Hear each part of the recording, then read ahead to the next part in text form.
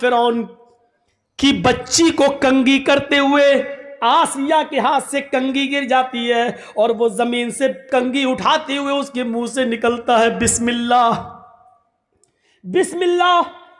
तो फिरौन की बच्ची कहती है तुमने ये किसका नाम लिया? कहा मैंने अल्लाह का नाम लिया, अपने रब का नाम लिया। फिरौन की बच्ची कहती है यानी मेरे बाप का। आसिया कहती है नहीं, उस अल्लाह का जो मेरा भी अल्लाह और तेरे बाप का भी अल्लाह है। फिर उसने अपने बाप से अपनी आसिया की शिकायत की। फिरौन ने तलब कर दिया। जब तलब कर लिया तो फिरौन के सामने खड़ी होकर ललकारती है और कहती है कि हां, मेरा अल्लाह तेरा अल्लाह वही है जिसने हमें भी पैदा किया और तुझे भी पैदा किया है। ये औरत से लरसती नहीं, कांपती नहीं, सताया गया, मारा गया, लेकिन फिर नहीं तब्दील होती है। फिर आग जलाई जाती है। उसके सामने एक आदमी को लाकर पकड़कर डाला जाता है। वो फौरन चुरमुरा जाता है। आसिया बदलती है कि नहीं बदलती है? बोल, चेंज होती है या नहीं होती है? जवाब देती है कि नहीं। छोटा सा बच्चा उससे छीन लिया जाता है। थोड़ी देर के लिए सिसक जाती है कि अब मेरी बच्ची आग के हवाले कर दी जाएगी।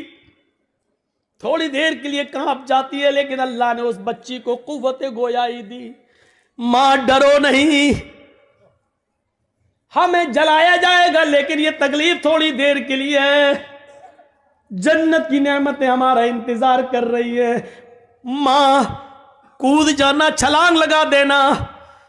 जब छोटी सी बच्ची ये बोली तो मां में और हिम्मत पैदा हो गई।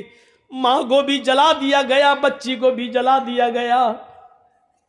अगर शैतान का जाल कहा है तो वो अपने मकरो फरेब की वजह से, लेकिन औरत वो है जब उसके अंदर ईमान जागता है तो फिरौन के सामने भी वो ललकारती है, उसके सामने नबुर्दाज़मा रहती है और फिरौन को अल्लाह मानने से इनकार कर देती है।